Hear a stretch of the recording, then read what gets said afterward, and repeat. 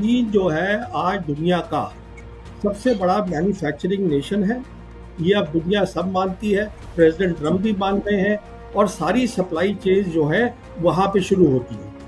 अब हमने तय कर लिया है, अब चीन के समझ में आना शुरू हो गया है कि हम नॉर्मल रिलेशन नहीं करना चाहते चीन के साथ। मैं तो यहाँ तक कहूंगा, एक कारण कि Xi Jinping, president Xi Jinping अभी ब्रिक्स में नहीं गए ब्राजील की, वो ये भी हो सकता है कि मोदी को मिलने की जरूरत नहीं है। ये भी मेरे हिसाब से एक कारण है। बट प्रवीण जी, भारत सरकार तो लगातार ये कह रही, देखिए ऑपरेशन सिंदूर के दौरान हमारा जो निर्भरता थी उसने काम किया, देखिए ब्रह्मोस ने काम किया।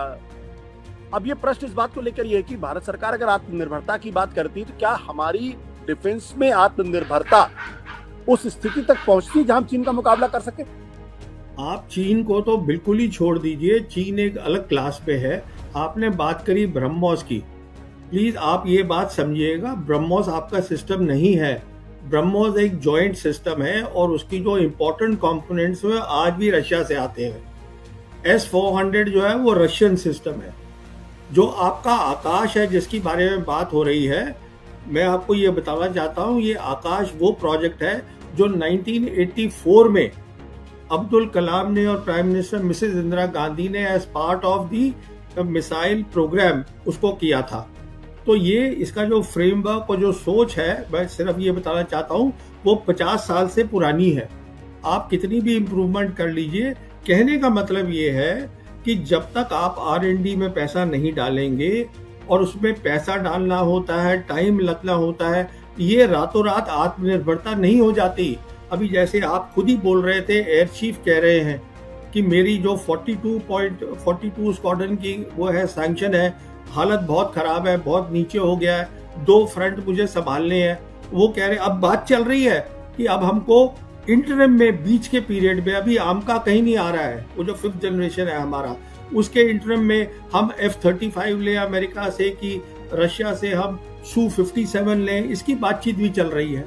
क्योंकि सवाल ये है, आत्मनिर्भरता एक नारा है, आप ये समझिएगा।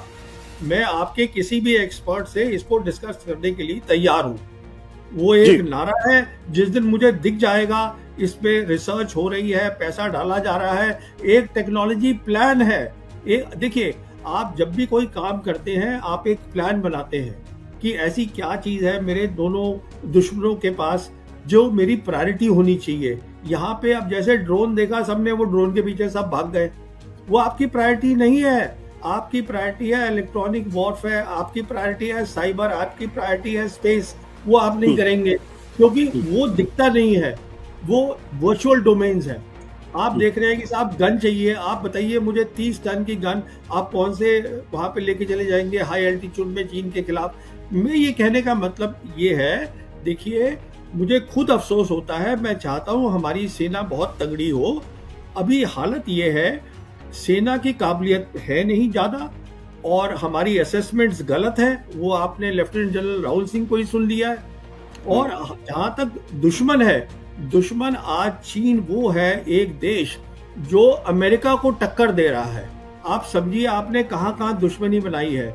और अगर आपको तरक्की करनी है, उसका एक ही रास्ता है, आपको शांति का रास्ता ढूंढना पड़ेगा, और वो हो सकता है आप करना नहीं चाहते। आप मुझे ये बताइए, पाकिस्तान आपका कैसे बन गया दुश्मन?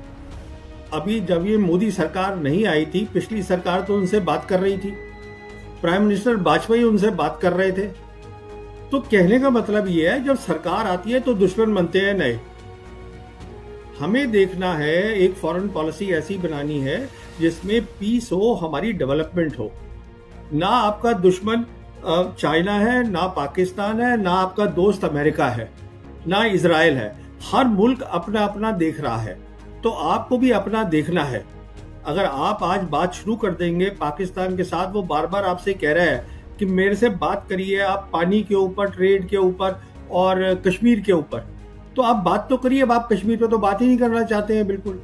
अब आप कहते हैं सब कुछ नॉर्मल हो गया है। आप प्लीज जाइएगा वहां पर कश्मीर में, पता करिए खुद क्या सब कुछ नॉर्मल हो गया है। होता तो वहां से आप फौज निकाल लेते, वो आप निकाल नहीं पाए आज तक। कहने का मतलब यह है आशुतोष जी कि दुश्मन कोई नहीं होता कि चीन उसकी मदद कर रहा है, इसकी कर रहा है। वो तो शी जिनपिंग आए थे यहाँ पर अक्टूबर 2019 में, प्राइम मिनिस्टर मोदी को मिले थे महाबलीपुरम चेन्नई में। तब उन्होंने कहा था हमें ट्रायंगुलर पीस करनी चाहिए जिसमें चीन भी हो, पाकिस्तान भी हो और हिंदुस्तान भी हो, जिससे कि इस पूरे एरिया का डेवलपमेंट हो। वो आप करना नहीं चाहते हैं क्योंकि आप ये दिखाना चाहते हैं आप बहुत ताकतवर हैं। अब सवाल ये, अच्छी बात है, ताकतवर बनना, पर पहले बन तो लीजिए। दिक्कत ये है, वो ये कह रहे हैं कि आप हमसे कश्मीर में बात करिए। आप भी जानते हैं 2007 और 2008 में जब मुशर्रफ थे वहां पर रूलर और यहाँ पे थे हमारे मनमोहन सिंह जी, उस समय पूरा उनका प्लान बन चुका था पीस का, वो 4 पॉइंट फॉर्मूला है उसका। और उन दिनों कोई आतंकवादी नहीं हो रहे थे हमले, जब ये काम चल रहा था कुछ भी नहीं हो रहा था उन सालों में। तो अब सवाल ये है, वो कश्मीर में बात करना चाहते हैं, आप करना नहीं चाहते, वो ये प्रॉक्सी वॉर चलाते हैं। आप में सैन्य क्षमता नहीं है उनको डराने की। अगर आप में आज वो ताकत होती है, देखिए ये 2-3 अलग अलग इशू है, इनको मिक्स करने की जरूरत नहीं है। प्रॉक्सी वॉर जो है वो एक मिलिट्री इशू है, उसके लिए आपको सैन्य ताकत बनानी है। और वो इसलिए कर रहे हैं क्योंकि वो कहते हैं कश्मीर पे बात करो। जब आप कर रहे थे उनसे कश्मीर पे बात 2006 और 8 के बीच में, कोई आतंकवादी हमले नहीं हुए, आप चेक कर लीजिए। अब सवाल ये है, अगर आप ये कह रहे हैं कि अब कश्मीर का मुद्दा ही हल हो गया, हमें सिर्फ पीओके लेना है और हमें कुछ नहीं करना है, तो सवाल ये है फिर आप ताकत बनाइए अपनी मिलिट्री ताकत। अगर आपकी बन जाएगी वो बंद कर देगा। तो ये जो है ये 3 स्टेप में काम होना है। पहला स्टेप ये है, हमें पीस चाहिए रीजन में।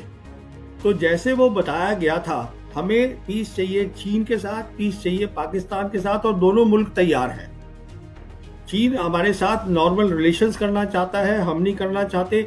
अगर आप पहले तो शांति कर लीजिए, अगर आप शांति कर लेंगे तब क्या है, तब टाइम होता है अपनी रिसर्च को सॉर्ट आउट करने में। उसके लिए फिर आप पूरी एक टेक्नोलॉजी पॉलिसी बनाइए। वो दूसरा स्टेप है कि साहब हमें क्या चीज चाहिए, कौन सी चीज हम बाहर से लाएंगे, कौन सी चीज के लिए हमको रशिया से जॉइंट वेंचर करना चाहिए, किसमें हम R&D डालेंगे, वो दूसरा स्टेप है। उसके बाद फिर वो टाइम आएगा जब आप कहेंगे कि मैं, और आपको लड़ाई फिर लड़ने की जरूरत ही नहीं पड़ेगी शायद। अगर आप इतनी कोऑपरेशन कर रहे हैं और खुशहाली हो रही है, साउथ एशिया में तरक्की हो रही है, फिर आप किस बात की लड़ाई करेंगे। फिर भी आपको सैन्य शक्ति बनानी है क्योंकि डिफरेंस होना चाहिए। पर हम अब जो मैं आपको प्लान बता रहा हूँ वो अगले 10 से 15 साल का प्लान है। उस समय क्या हालत होगी किसको क्या पता है।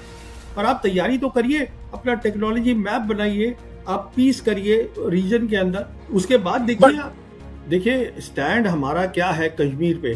कश्मीर पे 4 पॉइंट फॉर्मूला था मुशर्रफ का, हमने उस पर बातचीत करी, बैक चैनल बातचीत हो रही थी पाकिस्तान के साथ। तो कश्मीर का वो मुद्दा है जिसमें आपको बात करनी है। और आज कश्मीर जो है उसमें चीन भी फिजिकली बैठा हुआ है, चीन फिजिकली बैठा है लद्दाख में, आपके ईस्ट लद्दाख में बैठा है, पाकिस्तान के पास है, आपके पास है।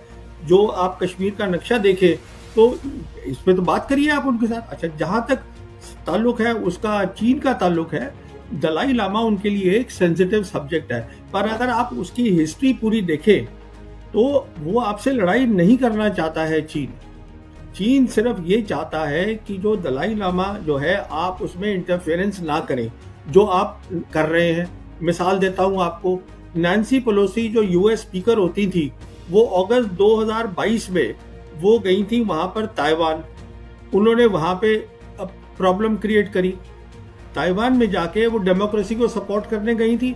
फिर वहां पे क्या हुआ कि जो चाइना थी उसने अपनी एयरफोर्स को और न्यू नॉर्मल बना दिया वहां पर। अच्छा, उसके बाद वो यहाँ पर आई जून 2024 में। और क्यों आई? वो रिजॉल्व तिब्बत एक्ट देने के लिए।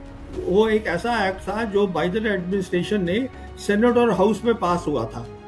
अच्छा, उनको मालूम था कि एक हफ्ते के अंदर अंदर दलाई लामा खुद अमेरिका जा रहे थे अपनी नी सर्जरी करवाने, पर वो उसको यहाँ देना चाहती थी क्योंकि मोदी सरकार भी वही चाहती थी।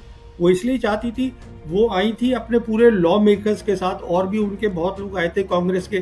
फिर वो जॉइंट फोटोग्राफ्स है प्राइम मिनिस्टर की, नेशनल सिक्योरिटी एडवाइजर डोवल की, वो सब साथ थे। अब सवाल ये है उनका यहाँ आने का मतलब क्या था, धर्मशाला में आके वो देने का। हमारी धरती को इस्तेमाल करना, वो उसको प्रोवोक करने के लिए चाइना को against the Dalai Lama, it doesn't make sense. At all.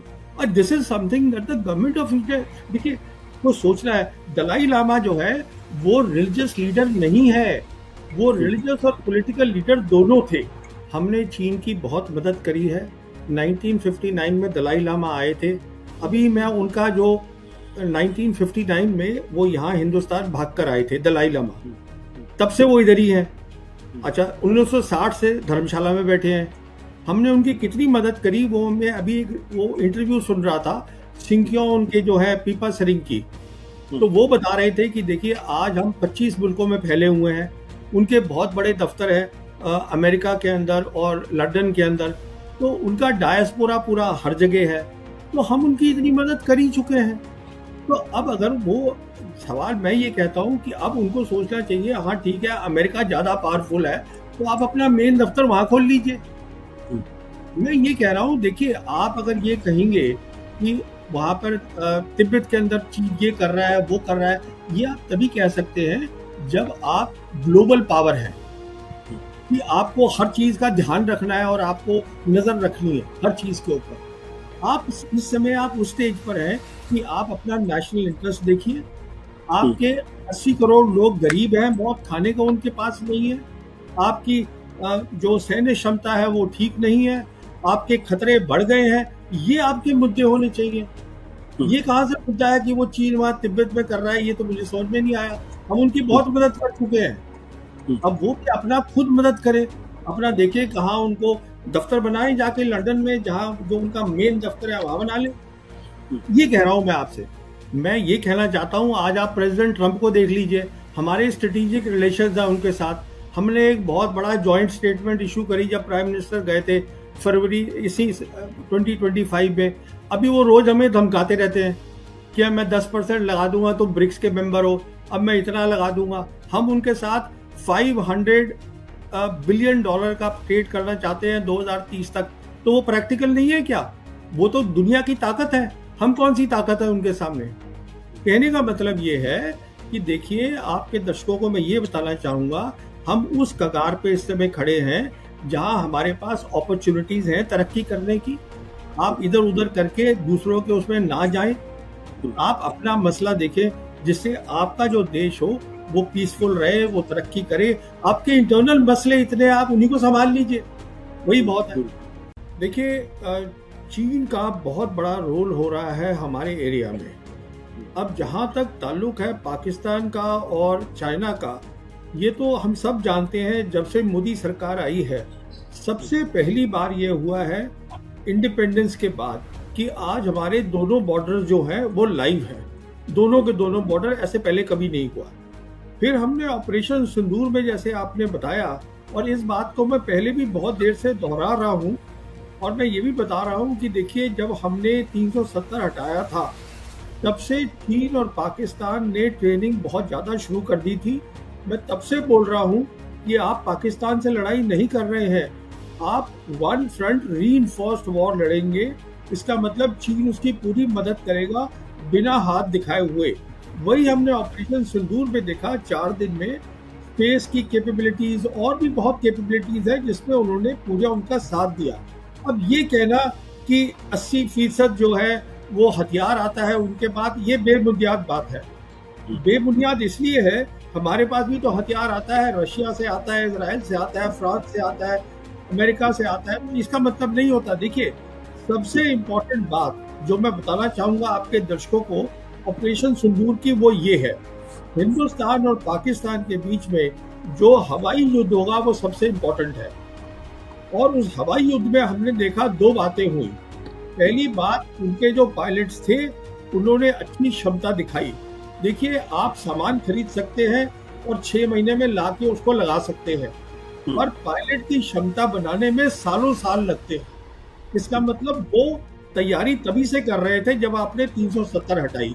यही मैं कह रहा था, ये पहली बात है। दूसरी बात यह है कि अब जो हमारा सैन्य वो हवाई युद्ध हुआ उसके बारे में अब सरकार बात ही नहीं करना चाहती है, जबकि सबको पता है दुनिया में क्या हुआ, कितनी हमारा नुकसान हुआ, कितने एयरक्राफ्ट गिरे, सब चुपचाप बैठ गए हैं। तो आप बाकी कुछ भी बोलते रहिए, वो मेन चीज है। तो कहने का मतलब ये है, अगर यहाँ पे कोई समझ रहा है हमने अच्छा किया ऑपरेशन सिंदूर में, तो मैं उससे सहमत नहीं हूँ। अब आइए, आपने दूसरी बात रखी दलाई लामा की। देखिए, दलाई लामा एक बहुत ही सेंसिटिव सब्जेक्ट है चाइना के लिए। मैं आपको ये बताना चाहता हूँ कि, और ये मैं इसलिए बता रहा हूँ आपके दर्शकों को, कि जो पहले यूएस प्रेसिडेंट थे जो बाइडन, उन्होंने जून 2023 को एक इंटरव्यू दिया था सीएनएन को, फरीद ज़कारिया को। उसमें उन्होंने ये कहा था, और बहुत ज़रूरी बात है, कि चीन जो है वो एक्सपेंशनिस्ट नहीं है, वो जाके कहीं पर मिलिट्री ये मतलब दुनिया पे कब्जा नहीं करना चाहता है, पर जो वो कहता है हमारा है वो उसको लेगा। और वो दो चीजें बोलता है वो हमारी हैं, वो है ताइवान और तिब्बत, और अरुणाचल प्रदेश को वो साउथ तिब्बत बोलते हैं। तो कहने का मतलब ये है, दलाई लामा जो है उनके लिए बहुत इंपॉर्टेंट है। वो इसलिए है क्योंकि दलाई लामा आखिरी कड़ी है उनके लिए पूरा कब्जा करने की तिब्बत पर। अभी जो तिब्बत है, उन्होंने तिब्बत को पूरा बदल दिया है। जो उनका तिब्बत ऑटोनोमस रीजन पूरा बदल चुका है। तो वहां पर अभी वो पहली वाली कोई बात नहीं है, 5G आ गई है, सब इंडस्ट्री आ गई है, सब कुछ हो गया। अभी जो लास्ट कड़ी है वो दलाई लामा है। अब दलाई लामा जब ये बोलता है कि मैं तय करूंगा कि मेरा रीइंकार्नेशन कैसे होगा, मैं का मतलब मेरा जो ट्रस्ट है वो तय करेगा। जी जी। तो कहने का मतलब ये है कि ये चीन को एक्सेप्टेबल नहीं है, क्योंकि चीन के हिसाब से अरुणाचल प्रदेश जो है वो साउथ तिब्बत है, वो कंसोलिडेट करेगा पहले अपनी पोजीशन तिब्बत में, कि ये दलाई लामा जब चले जाते हैं दुनिया से उसके बाद वो तय करेंगे। तो कहने का मतलब ये है, हमारी चीन हमसे सिर्फ एक ही मुद्दे पे लड़ाई करेगा, और वो है दलाई लामा का मुद्दा, और किसी पे नहीं करेगा। बाकी के लिए वो पाकिस्तान काफी है, चीन हमें अपने बराबरी का समझता ही नहीं है, पर इस मुद्दे पे वो लड़ाई करेगा। अब आपने बोला लड़ाई की बात, देखिए वो एक लड़ाई होगी जो दुनिया ने देखी भी नहीं है आज तक। मैं अपने दर्शकों को मिसाल देता हूँ छोटी सी।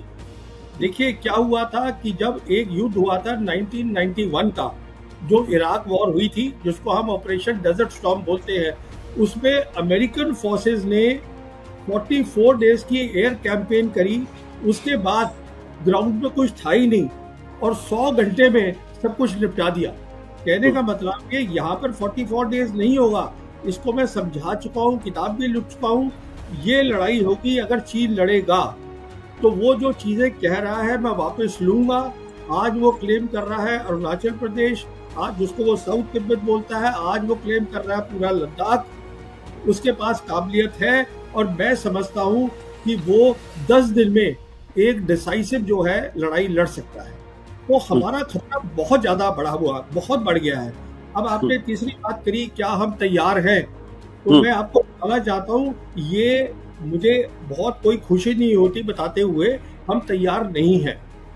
हम इसलिए तैयार नहीं हैं, पहली बात तो हमें देखिए, अब मैं आपके दर्शकों को बताता हूँ, हमारे वो जो डिप्टी चीफ हैं इंडियन आर्मी के, लेफ्टिनेंट जनरल राहुल सिंह, उन्होंने बोला कि वो 1 बॉर्डर और 2, 1 बॉर्डर 2 एनिमीज एडवर्सरीज, वो बोला सब। अरे भाई, ये तो आपको पहले से पता होना चाहिए था। आपका दुश्मन कौन है, उसकी ताकत कितनी है, अब आप आज हैरान क्यों हो रहे हैं? ये तो आपका काम था ना, पता होने का कि कौन किससे मैं लड़ाई लड़ रहा हूँ। ये अब आप बता रहे हैं कि वो इसलिए था, ये बहानेबाजी का काम है। कहने का मतलब ये है कि आपको ये पता होना चाहिए, अगर आप प्रोफेशनल फौज है, मेरा दुश्मन कौन है, उसकी काबिलियत क्या है, मेरी काबिलियत क्या है, क्या मैं उसके साथ लड़ाई कर सकता हूँ। तो कहने का मतलब ये है, जो ऑपरेशन सिंदूर था, अगर आप देखिए ध्यान से, तो वो तो लड़ाई थी ही नहीं। क्योंकि अगर आप अपनी सेना को ये बोल रहे हैं, एयरफोर्स को, कि साहब आप नॉन मिलिट्री टारगेट पे हिट करेंगे, नॉन मिलिट्री टारगेट, जो आपकी मिलिट्री की सबसे बड़ी ताकत है एयरफोर्स, उसको आप बोल रहे हैं नॉन मिलिट्री टारगेट लगाइए।